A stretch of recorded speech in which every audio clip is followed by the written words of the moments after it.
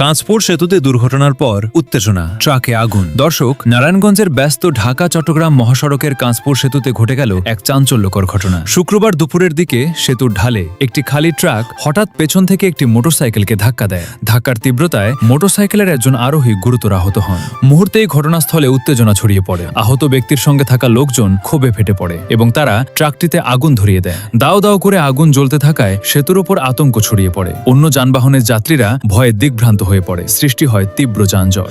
খবর পেয়ে দ্রুত ঘটনাস্থলে পৌঁছে যায় ফায়ার সার্ভিস। তাদের দ্রুত পদক্ষেপে আগুন নিয়ন্ত্রণে আসে এবং পরিস্থিতি কিছুটা স্বাভাবিক হয়। এদিকে আহত ব্যক্তিকে দ্রুত উদ্ধার করে নিকটস্থ কোনো হাসপাতালে নিয়ে যাওয়া হলেও তার পরিচয় এখনও নিশ্চিত করা যায়নি। ট্রাক চালকও ঘটনার পর থেকে নিখোঁজ। পুলিশ জানিয়েছে পুরো ঘটনার তদন্ত চলছে এবং জড়িতদের শনাক্তে কাজ করছে তারা। আর এমন ভাইরাল নিউজ পেতে আমাদের চ্যানেলটি সাবস্ক্রাইব করে রাখুন।